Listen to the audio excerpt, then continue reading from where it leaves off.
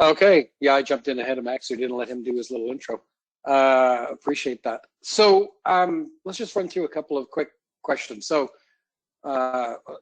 everybody, it looks like there's 21 people on, and I'd say a good chunk of you have already answered this. So most of us in and around the Toronto area or on Ontario. It looks like somebody's from Florida, somebody from maybe Boston or New York area, somebody on the West Coast, somebody in France. So welcome. It's one of the things that COVID has done, pushed us all to be at home and utilize the internet to get together. So it's made our world a lot smaller already, which is a nice thing out of it. Another question. So what's your role on the team? Answer these for us so we can get an idea of who everybody is.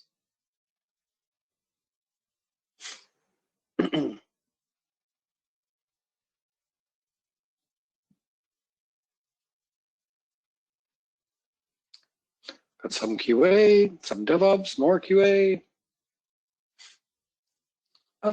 more other. I'm curious what the others are. Exactly. You want to come off? Yeah, you want to come off mute and ask and tell us what we didn't include here?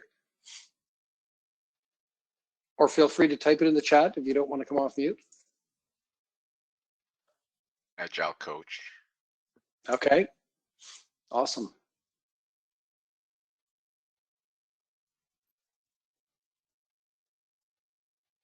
All right. Well, so half the people pretty much identify as being DevOps engineers, so that's good. And then we got a quarter of you QA, and that's really good too. Agile coach, dev, good mix. We didn't get any PMs or BAs today. Oh well, that's okay. Let's ask another one. So what test tools do you use today? Just type in the name of the test tool that you use today. I think it'll let you do multiple, so you can type in as many as you want. Give us a bit of a word cloud with some.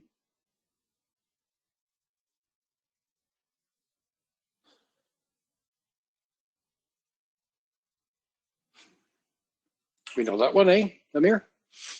Yes, good start. Scripts. Selenium, nice.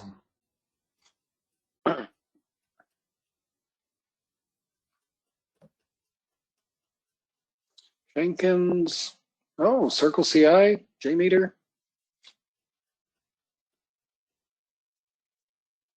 So somebody's probably doing load testing. A few people have picked, yeah, Selenium's getting pretty big, so there's quite a few. Oh, it looks like we got a bit of a Jenkins crowd with this too. Python, human. I got something to show you for the human stuff later. Python, good. Array. JMeter. Rest assured. Oh, rest assured. That sounds familiar. I'm not familiar with it, but Octane. There's so many, eh? There's so many tools out there. Yes. Oh, that's a great word cloud you guys have built. Nice. Okay. Let's still people putting stuff in. Got some Postman in there. Good. Selenium just keeps getting bigger. Okay. Nice. That's good. Okay. So another thing that we're often curious about is if you have automated tests, what language are they written in?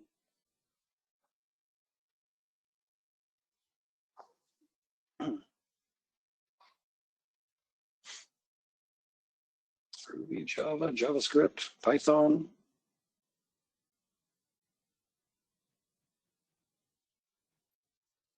Bash.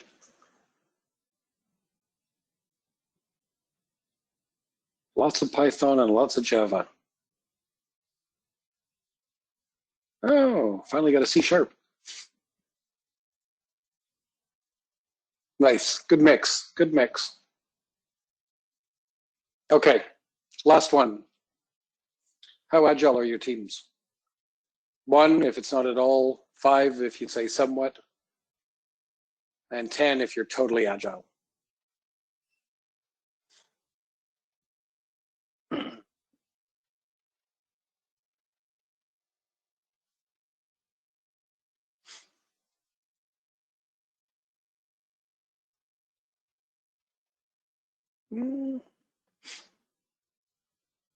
As a group, I'd say we're medium well. Yeah, medium well. Kind of medium well. There's a couple, not at all. Absolutely. And then we've got the majority are putting themselves right in the middle, but yeah, medium well. And then a couple. It's hard to tell what the percentage is, but yeah, medium well's good. Okay, good. That gives us a little bit of info and help knowing who our audience is. So my name is Dave Lloyd. I'm a founding partner from Object Sharp Consulting. I'm a Microsoft MVP, and I do these kinds of talks on various subjects often. Tonight, though, we've got a couple of demos we're going to do, and we've got some slides we're going to take you through, mostly just to kind of keep us on track and keep us in a sorry, my granddaughter's waving at the door at me. Keep us on message on what we want to talk about. And I'm here with my buddy Amir. I'll let you introduce yourself. Yes, thank you, Dave. Yeah, guys, I'm Amir Bosch. Basically, I'm a test automation engineer. I've been doing this for a while. I think we have a pretty good presentation for you guys today, and I hope you guys will enjoy it. And thank you for coming. So awesome. So we're going to, it's a user group, right? So let's keep it light, and we'll, if you guys have questions, jump in anytime you want. You can throw something in the chat. I've got it open on my other screen, so we'll try and keep an eye on it. Or if you want to come off mute and just chat about something, feel free. So we do this presentation in a morning session. I don't think we'll take as long today. We kind of cut the slides down a bunch for you guys because there's a lot of stuff that we didn't need to go through, I don't think, with the user group. But we'll just walk through a smaller set, kind of give you an idea of what we're thinking, and the way we help clients who don't have any test automation or are having a hard time getting into test automation. A lot of customers out there we find that they find it very difficult because some of them are kind of from an older school, and the test automation tools that they used years ago were very fragile and didn't work very well, and they're kind of still hung up on that. A lot of them don't know what Selenium is and how those tools work nowadays, and all the different ways, in different languages that you could do that in. So, getting them kind of up to speed and, in a modern environment, especially in Agile, especially when you're CI/CD, and being able to do that. So let's kind of talk through some of this. We always kind of start out with the age-old slide that's been probably in almost every test presentation ever given, but it's because it holds true, right? It's an absolute truth that the sooner you find an issue, the cheaper it is to fix. So, if you do design reviews on and go over stories in a grooming session and talk through them with the whole team, the people that are gonna validate it or test it, the people that are gonna write the code, and the people that are gonna deploy the code, and the people that are gonna support the deployment, and everybody that's involved, understands exactly what it is we're building and delivering, and we do it together, we commit to it together. You're going to have a lot less chance of finding issues than the old days of writing a requirement and throwing it over a wall, and somebody builds what they interpret as what the BA wrote and then throws it over another wall for testers to validate. And the later it gets down the line, the more expensive it is. So during coding, during integration, during beta test, post-release, obviously you don't want it to get to there because that is the most expensive. but we're going to talk about ways that you can hit all of these, that you can try and make sure that you're covering off quality right from the beginning. And we talked about Agile, so you guys are kind of a medium well group.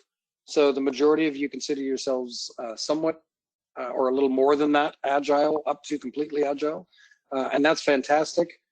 So you know what, this is a user group. So if there's anybody who's got a great Agile team and you want to throw in your 2 cents of how you get testing done during a sprint, please come off and share a story with us. We'd love to hear about it.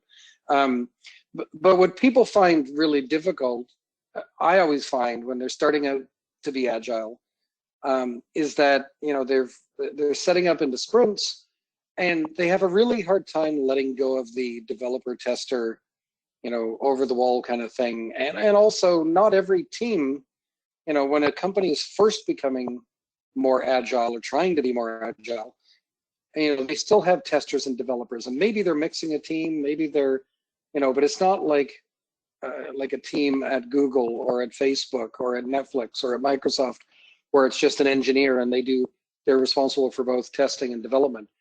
And maybe you have teams like that, and good for you, that's fantastic. But we come across so many customers that are trying to be Agile, but they're still a little bit stuck with an older way of doing it. And, you know, so you go into a sprint and the developers work away on a story, and, you know, they may get one done and hand it over to somebody to test, and then there's some problems with it, so they, you know, they get kind of iterated over during the sprint. But the problem is, you know, even if they do get that managed and they kind of work through that, every sprint that goes along, we're adding more and more features to whatever it is we're building, and there's more test points being added that need to be regressed, or maybe they need to be run again, or maybe we just, you know, we need to find a way to make sure that we don't break something that we had before. And if you don't have any kind of test automation, including unit tests or anything, then you're going to be in trouble here. You're going to be in a ton of trouble. You know, what I see some teams do is they build test automation one sprint back. So, you know, we manually test and build something in sprint 1, and then sprint 2, we move on to build something else. But in the meantime, somebody on the team is writing test automation for all the stuff that we built in sprint 1. Maybe that's the way to go. Maybe you don't like that idea, but I've seen that work for teams. But it's a problem, right? We need to have that test regression, because we're trying to move quickly and we're trying to concentrate on just those stories that we're working on in that sprint. So one place to start, I'll let Amir take over here, but one place to start is with static testing. You want to talk a bit about this, Amir? Yes, sure. Thank you, Dave. We're basically going to start with the very basics. So to make sure that everybody's sort of on the same page here, I know we all come from different backgrounds here. So as Dave mentioned, one of the very first things that usually happens in the testing world is what we refer to as static testing, and that's basically just a verification of code by the second set of eyes, right? So, and as a developer, you go in and you write your function, you write your, you do the task that is assigned to you, and before that task or that set of code gets pushed to any repository, what you would normally want to do is have a second set of eyes to take a look at it, right? To make sure you're following the right procedures, right architecture. You can automate this process with, for securities, with some frameworks out there. Sonar, Cube is one of them. Linter just checks for the coding standards. I'm sure some of you guys are familiar with this. And basically, pull requests. If any of you guys have ever done anything in GitHub or Azure DevOps Git repository, hopefully you're familiar with pull requests, which is just getting the second set of confirmation for your codes, right? Again, just to make sure you're not doing anything that is not approved by your team members. Also, this is a good spot for transferring knowledge between team members. So if you've thought about a clever way of achieving something, this is a good place for you guys to kind of transfer that knowledge to your team members. Right. So yeah, I'm just going to toss in there, and Amir was talking about a bunch of static analysis tools like the ones on the screen, SonarQube, etc. But there's just tons out there. Like White Source and Sonatype will validate if you're using open source tools to make sure that they don't have vulnerabilities in them, because you're pulling in some open source project or package, and you want to make sure that it doesn't have any vulnerabilities. Check marks, Aqua, it's endless, the tools that you can run either against your code on your machine or in the build or release process. Just tons of tools out there. So I just want to ask here, anybody here not doing any sort of pull reviews, pull requests, reviews within their team, or you guys are all kind of doing the same stuff? Can we raise hands in GoToMeeting? I can't remember now. I don't remember. Teams. Yes. You can in Teams. Yes, if you're not hearing from people, I guess that means no. Quiet, well, good. Quiet. That could either mean a really good thing or a really bad thing. But yeah, who knows? We'll take a good thing. So branch policies, they're important as well. Dave, I don't know if you want to talk about this, but feel free to jump in anytime. Yeah. Yeah. So you know what? This is just kind of one of those checks. So I work away in my branch on my code, and when I'm ready to share it with the world, I'm going to push it into a branch, like a develop branch, a master branch, whatever your branching strategy happens to be.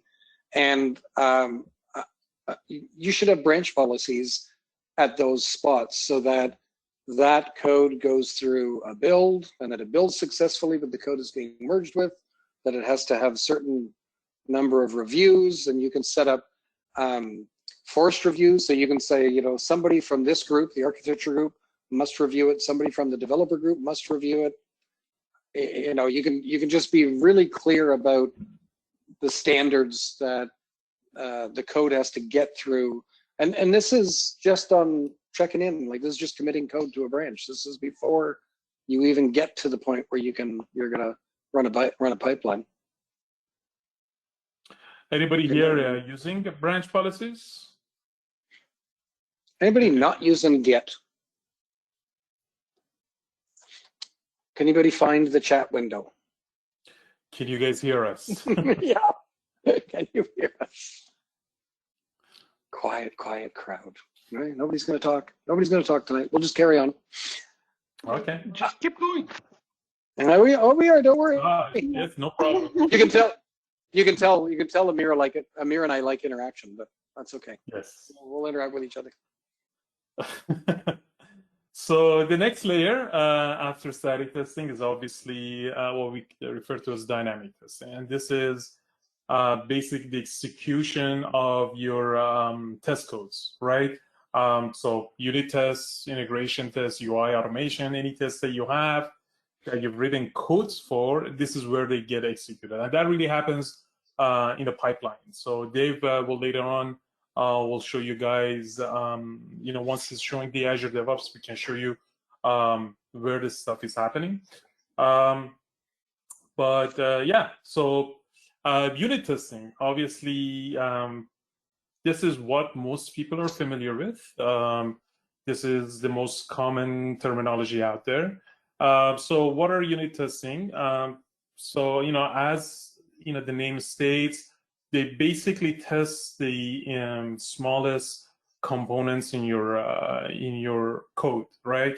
So if you have a function that does something, it tests that function in an isolation, right? That function doesn't communicate with anybody. It just takes something as a parameter, it does something to it, and it returns it.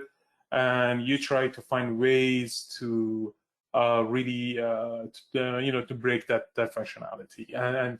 And you prove that you can with your tests, right? There's tons of frameworks out there that can help you write these tests. MS test, NUnit, XUnit, and so on and so forth. Fakes and mocking every up. language has them. Every language that there are. I have yet to come across one that doesn't. But yes, and usually people who are responsible for unit tests are obviously developers, because those are the guys who wrote the original functions and they're most familiar with it. So it's a way of telling their colleagues and that their set of code is functional and is reliable.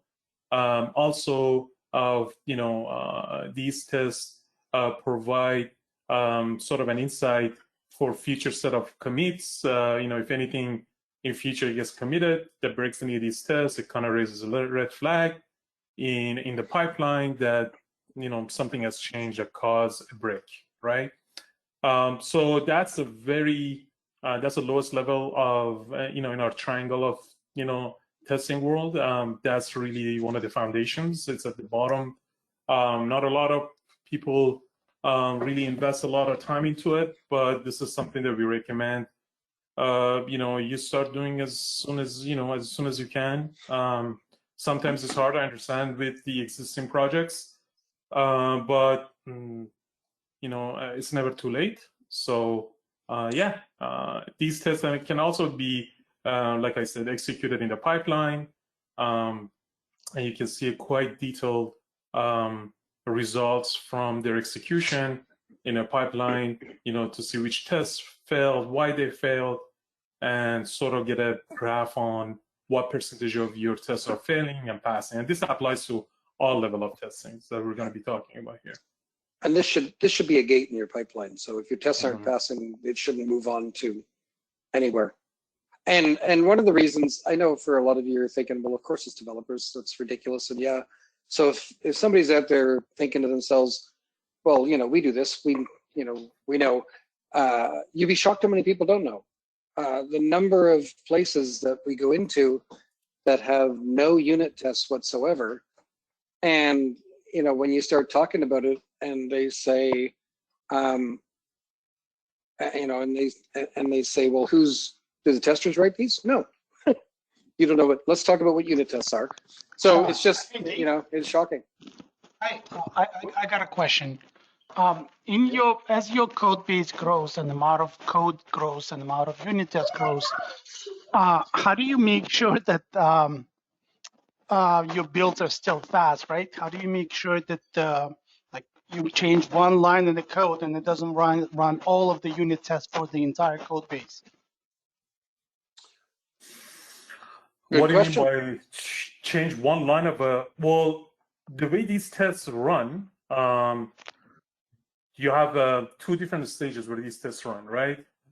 First, locally, right? So if you're modifying anything, hopefully you have, if you're modifying function X, hopefully you'll have a test function out there that tests your code. So you just go ahead and you run the related set of tests. Normally, what what we see successful companies do before they commit or they create their pull request, they run the entire set of unit tests locally. This is just to stop any surprises when these tests run, because what happens at the pipeline, it runs everything. It runs the unit tests, integration tests, and UI automation.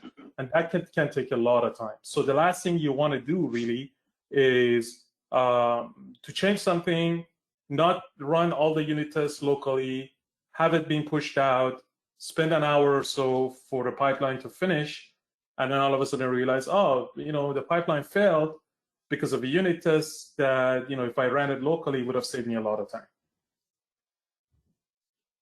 Also setting up. So your answer is to run it locally before you commit, and it's always going to run all the unit tests all the time? No, not all the time. Not all the time.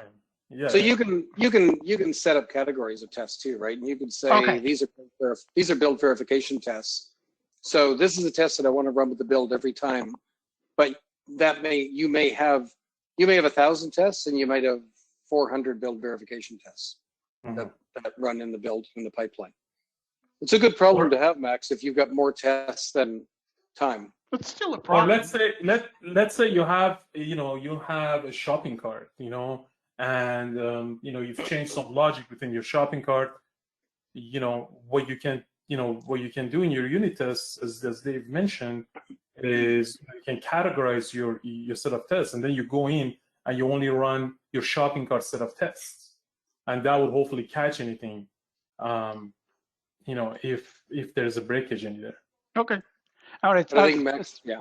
Speaking of the number of tests, what would be the percentage of you see a lot of the information on the website, like there should be 70% of your code base should be covered by the unit test. There's and then the test pyramid, and then there's so what's your take on this? The more the better. Yeah, usually what we say about 70-75% is where you want to kind of fall under. That's not always the reality, but that's something that you should aim for, in my opinion. All right, sorry, thank you. I see 80% a lot of times, but the thing, like, it depends on what you're writing too, right? Like, keep in mind, if you've got a monolithic old app, it'll be quite difficult to go back and write unit tests for that, because the app itself probably wasn't written to be testable, right? But if you're writing something greenfield, make sure you're writing it so it's testable.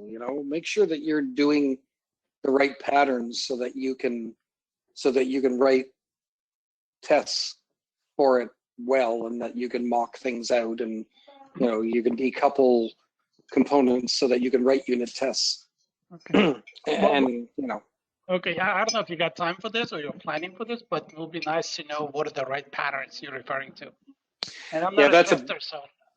Yeah. It's a big enough topic, but that we're not probably going to get into it. But I mean, Amir, do you know what could we say that are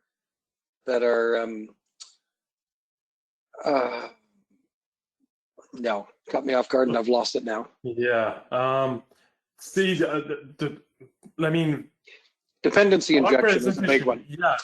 Like, our presentation really is going to, the reality of it is going to, it's the tip of the iceberg, really. It's it's a big topic, if you were to cover everything. But yeah, I don't know I forgot your question. You're asking what percentage we should cover, or what is it that you're really wondering here, Max? I'm sorry, I moved on the percentage question, but that's why I'm asking questions. You don't have to answer them. Just keep. No, he was asking about the patterns, but actually, Taryn said as long as it's a good comment, you should increase your thread management. Yeah, dependency injection definitely. Page option driven for UI automation. It depends on which layer you are, and how you want to maintain your code. You know what I mean? Like unit tests, they don't really. I guess they could use some dependency injection as well. You need to set some stuff up prior to your test to be run. Like that's a big step in integration tests, right? You want to do mocking, you want to be able to mock certain objects before you send them, right? So it all depends on which layer of testing you're really under. Always aim for 100. If you get 80, be happy. That's a good plan. It is a good plan. That's a good plan. Okay. So, on top of unit tests, you also need to, so unit tests at the component level, like Amir said. Yes. But then we also need that, we can also write some automated tests that are very sturdy, that are going to stand up to changes to the code as integration tests. Go ahead, Amir. I'll let you. Yeah, no, absolutely. You're right on the ball. Absolutely. So this is just the next layer on top of the unit test, and this really tests the. Are you trying to show me something with your honor? So it basically tries to test out how your different components within your your application communicate with each other, and it really tests those pipelines, APIs, if set of objects are being, are retrieving from database and then being pushed up, services, this is a place where you would write your integration test. Again, you can utilize fakes and mocking frameworks. Dependency injection is one of the great patterns here to be utilized because you might have a function that takes in 2 different services, right? And you're really testing only one of them, so you go ahead and you mock it, or you test both of them, and you want to test the functionality within one. So again, people who are responsible for this are developers, and they execute. These are very similar to unit tests. They just test at the higher level with regards to how this different components of your application communicate with each other, right? So this is for really a little bit of a knowledge for non-developers out there. Yeah. Again, this can be executed in a pipeline, same thing as unit tests.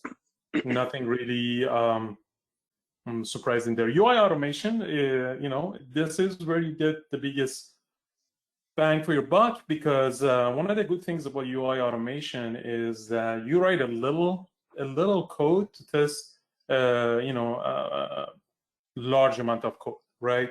For example, you simulate the user login, right? You write a UI automation, which I'll show later on, like create user, for example, right? So in the back end, you're testing your application as a black box. In the back end, your application, is going to execute a lot of functions, some validation. It's probably going to talk to multiple services, database, all of that stuff can be sort of tested at a UI automation level without writing a lot of code, right?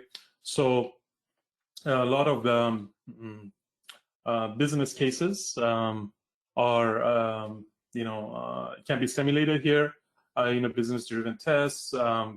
There's some great tools out there to help basically anybody to be able to write these tests, right? So what you do as an organization here, you set up a framework with tools like Cucumber and Spec Flow. Cucumber for people who are not in a .NET world, Spec Flow for people who are in .NET world, to really empower people who are not tech savvy to be able to write tests. And you have a little quick demo for you guys here. Yeah, let me hand it over to you, and you can. Yeah.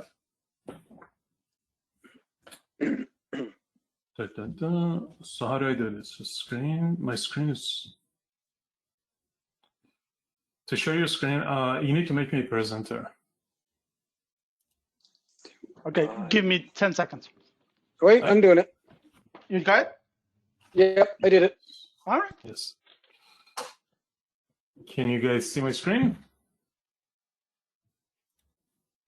Yep. All right, awesome.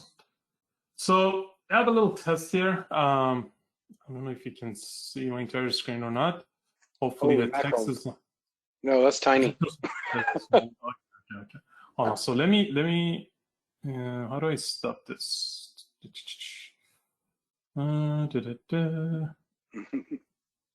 Is there a way? Stop sharing. Okay. Let me just change my resolution. Maybe we'll help. It's a problem with big screen sometimes. Okay.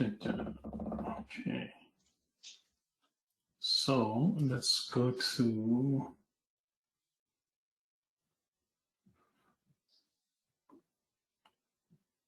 There you go. Keep changes. I'm gonna try again.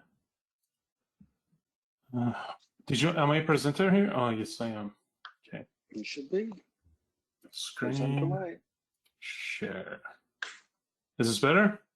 Yeah, that's better. Oh, okay, awesome. Okay, people let's see pause. All right.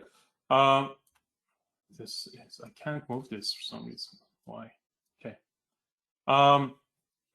So we have a little test here. I'm utilizing Spec Flow Cucumber, and this is really what we mean where if we were to create, a base framework where we can utilize tools like Cucumber, we can really enable anybody who's not even tech savvy to be able to come here and write scenarios, test cases, business scenarios, right? So if I have no experience with, with C#, for example, but I have been given basically a framework here that I can come in and I can utilize this and I can create my own tests, right? So Spec Flow is one of the tools that again I've used here, and basically let me just actually run this test to just show you guys what it does. So it basically creates. It tests the user creation step, right? So if I go to extension unit tests, run all the unit tests. Hopefully this should work. So what it's going to do, I'm going to just keep this up at this same step, as you guys can see. All right, create user. Oops. All right, as you can see here, given I'm on the website, I click on sign in, as you guys saw. Then I start filling in the appropriate fields. As you can see, it's going and it's doing that. And all these fields, they can be, it can be a data-driven application here, where you can have a loop, you can have multiple cases.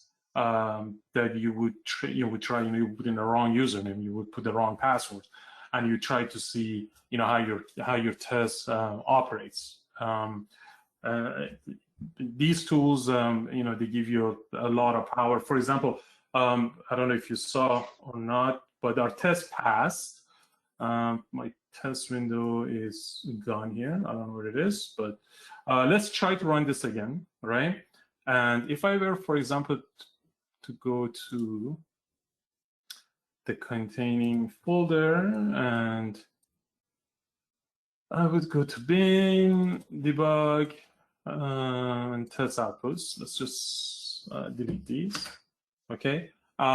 We run these tests in our pipelines, right? And sometimes what happens is a test fails. And what we need to know as, developers, whoever's going to diagnose these tests, we want to get as much information as possible. So one of the things that you can do as one of the caveats, one of the good things that Spec Flow has, you can write hooks, right? With hooks, if in a specific test that you're running has failed, you can take a screenshot. In my case, I'm taking a screenshot and I'm actually saving that page, and then you can attach those to your test contacts and upload them to Azure DevOps. So when your test fails on Azure DevOps, you would go in and you will see a screenshot exactly at what step it failed. So what your browser looked like when the test failed. And if your developers, for whatever reason, require the HTML source, you can attach that as well. So if I were to run this again, run all these tests. Because I've already used the same user, this time the test is going to fail. And I should hopefully have a screenshot. So we just created test 25, and you can see it didn't go to the next step, right? This account with the user, with this email has already been registered. It's going to take about a couple of seconds before it ends. There you go. So it created a screenshot for me. So this can get attached, and it can get attached to the specific test in our Azure DevOps, and can be assigned. You can just create a bug right away from the failed test and assign it to somebody, and they'll have enough information for them to be able to go in and see exactly what's wrong, right? So if you're not familiar with the Spec Flow, it's quite simple framework. Basically, what it does here, every single step here has been linked to, in my case, a C# functionality, right? I'm using a page-driven methodology here. Basically, I have my registration page, and to make life easier, I try to come up with phrases that are reusable. So if another QA or business guy or a lady wants to go in and write a different set of tests using these pre-made functions, they can put a new feature file together, and it doesn't require any developers, right? So it is really quite simple. I have a registration page object, for example, and when I say click on the logging button, all it really does, if you go to the definition, basically I have defined what my logging button is. It's right here. So it's going to look for an element by LinkedIn's called sign in, and using Selenium, which is what I'm using here to drive the browser's behavior, I just perform the click options on there, right? I put in some sleeper times in here to slow down the process. For demonstration purposes, you really don't need to do that when you're in your live environment, right? There are multiple ways for you to find elements for people who are familiar with Selenium. If you are not familiar with Selenium, you could find them by text, by CSS selector, Xpath, and so on and so forth. There is quite a bit of documentation for Selenium out there, but one of the things that we do, we help you build, these basic frameworks, right? That you can then take over and build on top of, right? This provides tremendous value, in my opinion, to a lot of teams because, again, with a little bit of code here, basically all I have is a feature file. Then I have a step file that these feature files basically are connected to, right? And these step files are basically connected to a page object, and the page object performs a logic, right? And really all it does, it tells the Selenium driver, which communicates to your browser on what to do, right? And yeah, so once you have this set up, you have a couple of pages set up, then people, again, who are not as tech savvy can come in and they can only work with your feature file. They don't need to know anything really, any optimization as a developer you do on the back end. They would come here, they would create a new test case, by combining these. I might get rid of these 3 fields, let's say if they're as required. That's a brand new test for me. I copy paste it into a new step, and boom, I have another UI test, right? As simple as that, right?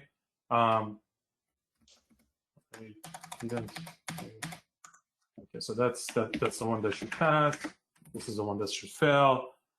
So it gives you guys a lot of flexibility when it comes to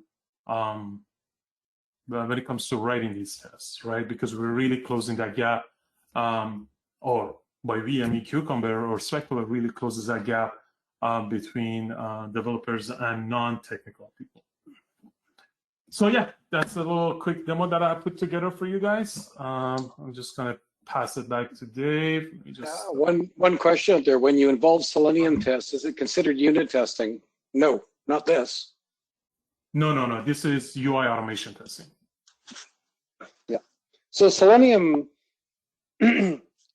Selenium is a pretty powerful tool, and you can mix it with a, like I've seen people build, work with companies who have a whole framework around Selenium that they bring into a customer, like testing companies who bring them into a customer and then fill out a spreadsheet with the tests they want, and that drives the tests, and they're all kind of written like similar to this.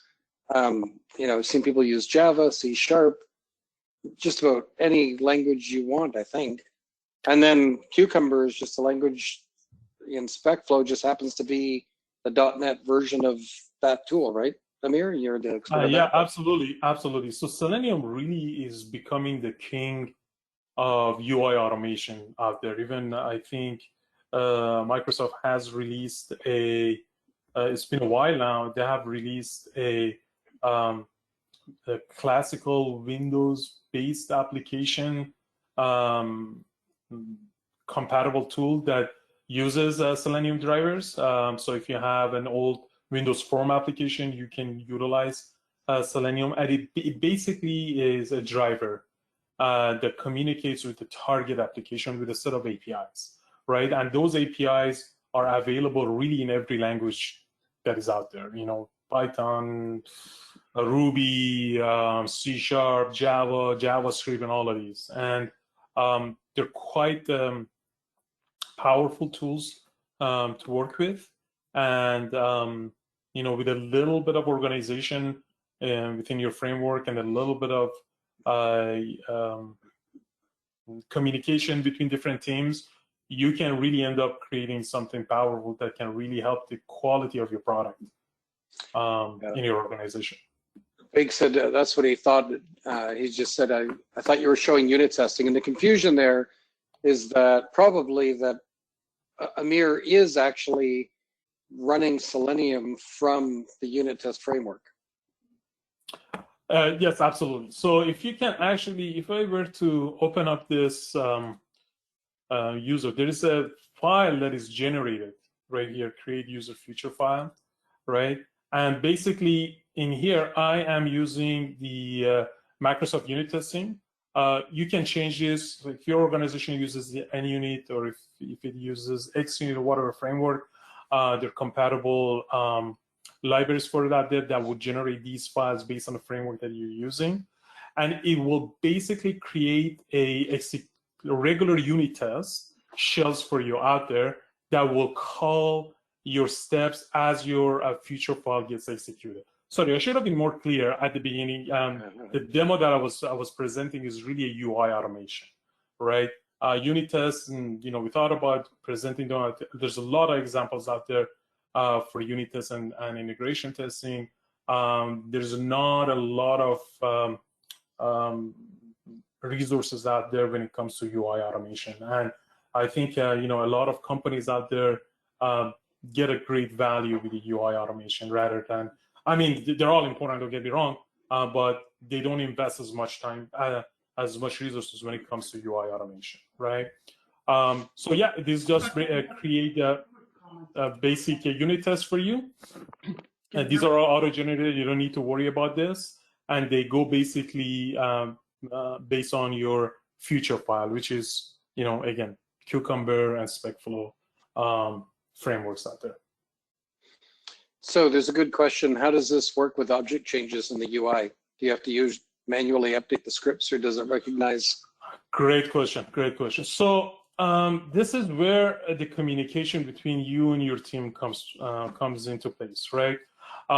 Basically, if you have a team of front-end developers, you want to be able to communicate with them, so they would code in a way that would make your life easier, right? For example, for my state drop-down option, right? My element has an ID. This makes my life quite easy because all I do, I just look at the source and I look for a specific ID. Now, if whoever was generating my UI didn't provide IDs for me, then my only other option, as you can see here, is Xpath. Now, the problem with Xpath is if there are small changes in your UI, if you don't create your Xpath in the correct way, and if you just statically hardcode your Xpath are quite easy to break, right? So if somebody goes in and adds an image to your page, all of a sudden your Xpath becomes invalid, and that specific test will fail, right? So this is where you need to get your team kind of connected and get them together to make your life as a tester easier by providing names, IDs for your elements that you constantly communicate with to be able to find them quite easy. Because if I have an ID, for example, now I don't care if a UI guy goes in and makes changes to the to our page and adds 10 more images. It doesn't matter. I'm only looking for this specific element. Now, this element can exist at the beginning of a page, at the end of a page. It doesn't matter for me. All I want is this element, and I'm going to perform an action on it. I'm going to click on it, and I'm going to choose a statement from it, or you know, an element from it, right? So again, great question. If you don't code this right, they can be quite sensitive. If you just go ahead, a lot of auto-generating. So there are some tools out there that would auto-generate these selectors. These are what we call as selectors, right? They will auto-generate these selectors for you. But mostly what they do, they're getting smarter, and actually they are becoming, you know, they're kind of closing the gap, but they're not there. It's not 100% there yet. What they do, they mostly, if they don't find the element easily, they generate an Xpath for you. And what I've seen in a lot of places, people just copy paste these selectors. It works for a few days, then the page changes, and all of a sudden you're, you know, you have quite a bit of tests that are failing, right? So because you have to go back in and you have to update these Xpaths, right? So the important takeaway from this is communication between different groups in your team. If you have front ends and back end developers, you need to be able to communicate with them. Cool.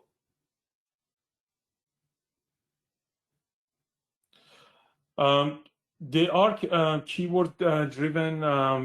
If you're talking about categories, yes, you can categorize it. You can categorize it, and you can, for example, execute a certain category within your pipeline. Other than that, they're just regular. They're just, you know, the way you write them is the same way as you would do your unit tests and your integration testing. Again, you just want to be able to close that gap between your technical people and your non-technical people to be able to generate that ecosystem that everybody can come in and to utilize. How can we automate testing for that data where, for example, information? Okay, that's a very deep question. Let me just, I can barely read this text. Let me just stop sharing, maybe. Okay, there we go. Where are our chats? Okay. So how can we automate testing for data warehouse tools? Can you give us an example? What do you mean by data warehouse tools? Are you talking about importing data, for example, from your prod database into your on-prem, or give me an example? We got from multiple sources. So we have ETL pipelines, for example. How to automate those? Because we can do unit testing, but for regression testing, it's usually not feasible to build the whole test suite for every single type of scenario. Is there any examples you have come around where we can automate that type of regression testing for data warehouse tools? Like, for example, we are building a data pipeline in Informatica, transformations and lookups and all that. At the end, somebody has to validate all the transformations are right, all the validations are correct. What transformed or came out of that pipeline is accurate. Right, and you probably have scripts that does those validations for you at the end, right? Or is it just a manual step that somebody goes in? Mostly we have manual. Okay. I haven't come across. I mean, we try to automate as much as possible, but first time we have to write something. Next time we hope if the same scenario comes in, we will be able to use it. I haven't come across any specific tool that solves your problem, but I can take that as you know, I'll take a note on this, and I'll go in and research this a little bit more and see if I can find something solid for you. I haven't had to deal with this scenario myself, so there isn't really out there that comes. There isn't really anything that comes to my mind right now that I can tell you. I mean, most of the solution I see is mostly application based or for applications, so you can reuse a lot of stuff again and again because only something is in the application. Doesn't Redgate? I thought Redgate had a tool that with ETLs and that have only for SQL Server, not for everything. Okay. Yeah, this might be one of those niche things that I have to just do a takeaway from it and see. And similarly, for if you are looking into it, how can we do it for cloud-based or either on GCP or something like that for big data solution? Because so do me a favor, either send me an email so I have enough communicating with you. I've taken a note on this, and I'll get back to you with something solid. Thank you. Sure, no problem. Okay, Dave, are you here, or Steve here? I don't see him. I'm on mute, but I'm here. Oh, yeah, good. Okay, so let's carry on. I want to do a little demo too. It's already 7 o'clock, and I don't want to keep everybody too late. Great demo, by the way, Amir. That was awesome. Thank you so much. So if you have, if you got a good base of unit tests, say you got 80% code coverage, you've got integration tests laid out in your release so that it's testing components as they come together when they're built and released, and then you've got a bunch of UI automation tests with Cucumber, so everybody can easily write those, and that's all great. But I find, in today's world still, unless you're writing a truly microservices application, you're still going to do some manual testing. Even if that manual testing isn't to cover off test cases, but to cover off usability or make sure that, maybe it's UAT, maybe somebody's just, you've got some advanced users who are going into the app after it's released into a UAT environment and trying out some things. Maybe it's your product owner playing around with what you've built to try, and make sure that you've built exactly what we talked about in all our sprint planning sessions and everything. So if, there's always going to be this little chunk of manual testing. Hopefully that's all it is. Hopefully you've covered off everything you can, and this is just a tiny little bit that's left. But the thing is, if you are, do yourself a favor and get yourself a tool to help you do this. So I've got a little tool here that I'm going to show you. This is a tool that comes with Azure DevOps. Nobody mentioned Azure DevOps when you were putting tools into the word cloud. So here's a little demo for you for those that haven't used it before. But this is an exploratory testing tool, and you can see it's just a plugin. It's just a plugin for there's a plugin for Chrome and there's a plugin for Edge. And all I'm going to do is come into here. I'm connected to my Azure DevOps project, and I'm just going to start a test session. And the first thing I'm going to do is go and find a work. So you'll see over here, in my Azure DevOps, oops, on my pipeline, sorry, in my Azure DevOps, I've got sorry guys, let me go here, backlog. So I've got some stories in my backlog that I'm working on, and maybe one has just been finished. There's 2,800. Looks like it's being worked on, or it's committed to. If I go to my board, I can see it's probably either set to ready for review or it's actually ready for QA, 2,800. So I'm actually going to explore that. I'm going to go in and just test it out to make sure that it works. So when I go into here, let's just put 2,800 in here. So I'm just finding my story. So there's the story that I want with the title, explore. So there's my acceptance criteria pulled out of the story. So now I know what it is I'm looking for, what I need to try and change on things. And I am going to start a exploratory test session. So, let's just, jump around the app. We won't worry about, let's just try a couple of things just to record it. So I'm going to pick a paper airplane, and if it ever comes back, there we go.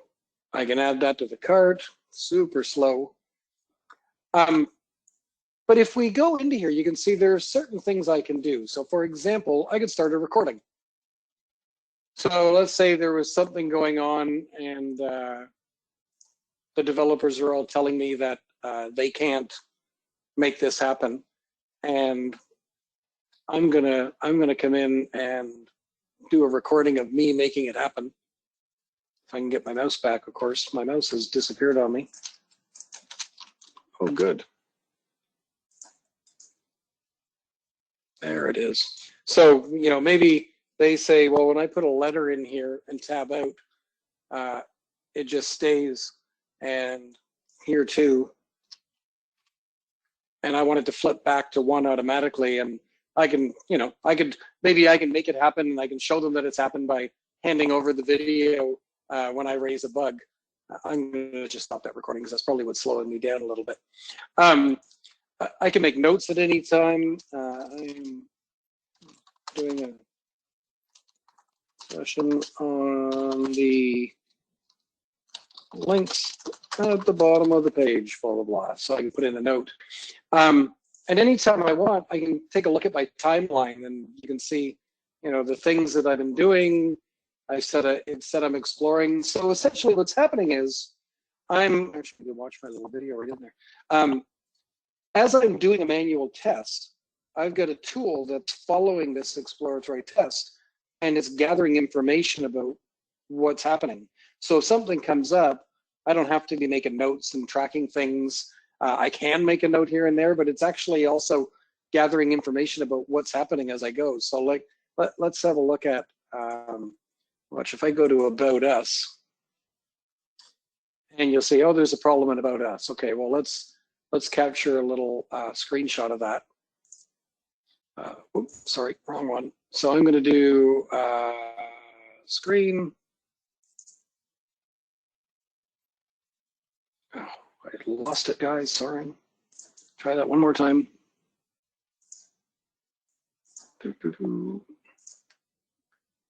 Or maybe if I pick browser, it'll be, there we go.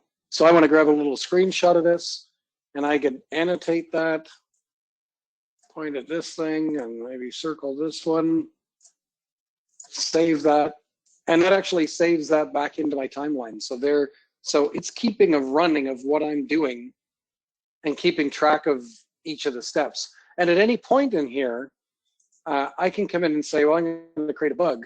And when I, you know, let's say, About Us not working well, close enough.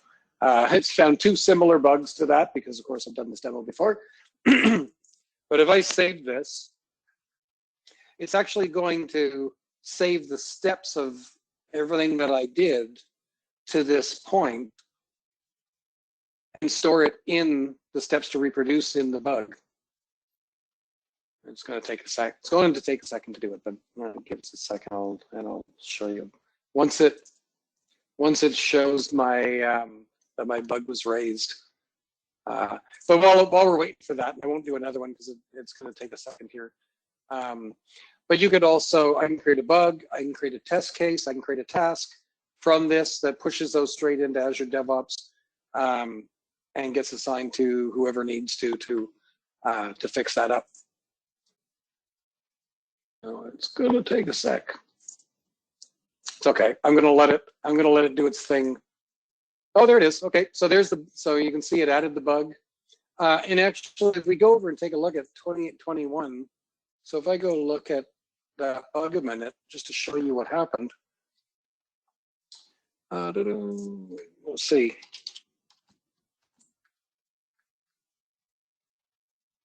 To be honest, I'm surprised it didn't show up right there. So here's our bug. My internet is terrible. Right? About Us not working well, so that's the bug. You can see it's actually linked to the story that I was testing. There's the story 2800 that I was testing. It's linked to it as related. And then it shows everything that I clicked on as I was going around my test session, right until the point where it's got my observation that something went wrong. So there's a few of these tools out there. This is the one I'm familiar with. This is the one that I use all the time. but it works really well. And it just, for those few manual tests that you're going to do, you might as well have something that's going to track what you're doing and then push that back out into the product for you to work on. One other thing, this is probably obvious, but I'll quickly point it out anyway. The reason these tests are sitting in this triangle like this is we're making the point that you should have a lot of unit tests. That should be the bulk of your tests. It should be unit tests. Every component should have code coverage of, like we're saying, 75, 80%, 100 if you can get it, but you should have loads of unit tests. And then there should, there may be less integration tests, but there still should be a good number of those. UI automation, even though Amir showed you great ways to stop them from being so fragile, it's still, you're not going to have as many of those because you're now testing sort of business process. And then if you have all that, then you're just, the tip of the iceberg is just going to be what's left. You're going to have a handful of manual tests that you need to run, maybe one exploratory test on each story in a sprint. We'll often, with a lot of customers, we'll create a test plan for a sprint. And then, for customers that are using test plans and Azure test plans, we'll actually create a test plan for the sprint and pull the stories for that sprint into the test plan, and then just execute those.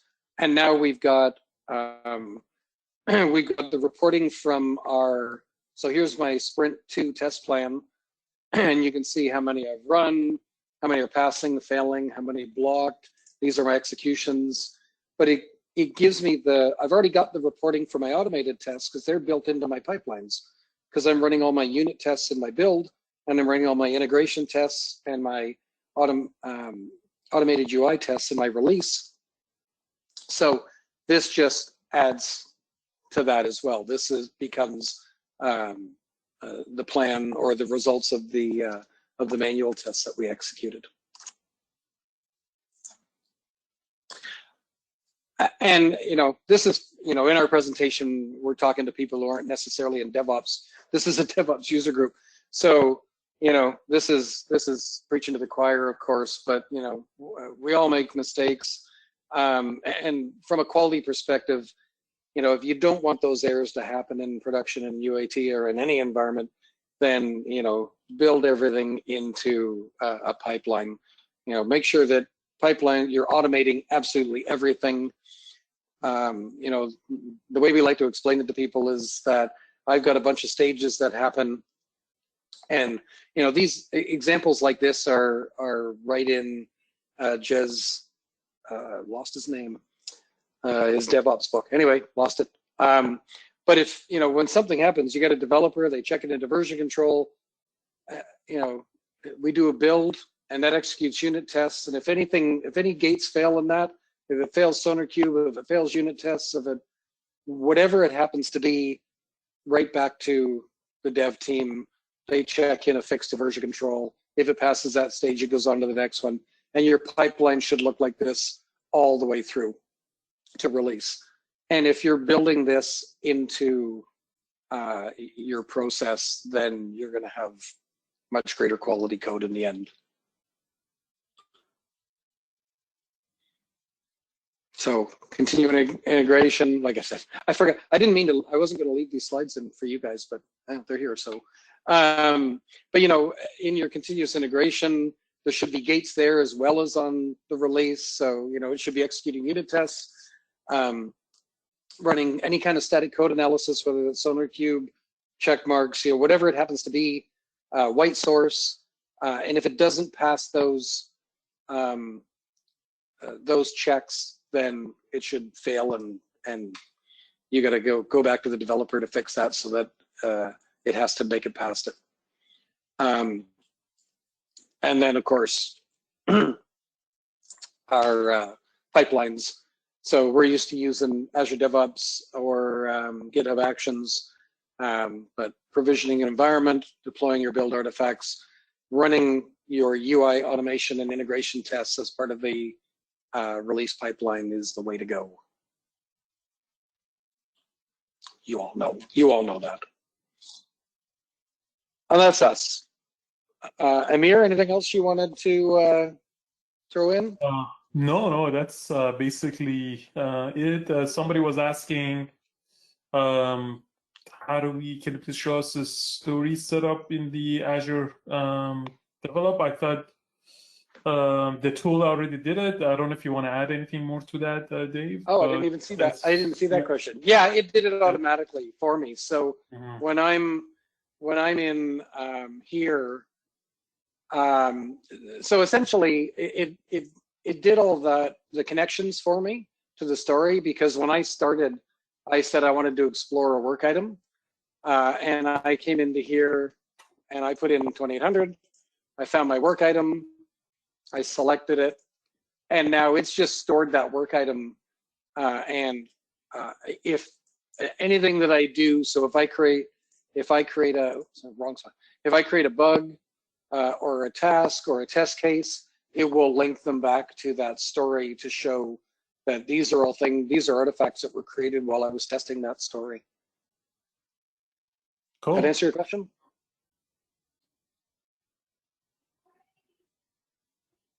It's peak. I think it did, hopefully. Oh. Good. Are these user story related to the Selenium tests you showed earlier?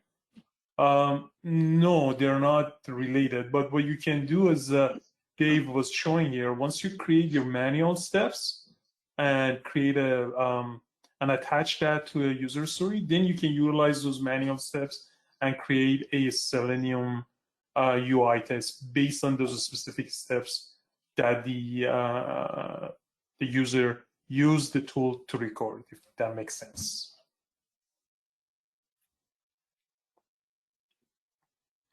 Cool. Thanks. No Yep, problem. we got it. Yeah, that's all for me, Dave. Yeah, Max, are you there? We lost you. I'm always here. Hey, can you hear me? Yes, we can. All right. Thank you. No, I'm always here. I've been listening. I've just been keeping quiet. Any questions from anyone? Do you have any follow-up questions or anything else you want to see?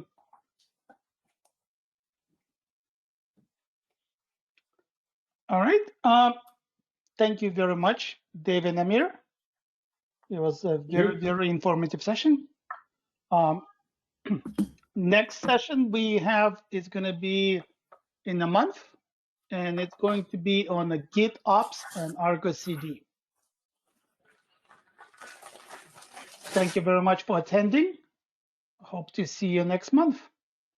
Meanwhile, if you have any questions, any comments, if you would like to present on specific topics, or you would like to hear about something, please let us know. We'll try to make it happen. Thanks again, and have a good evening. Thank you, everybody. Thank you. Bye. Bye, all.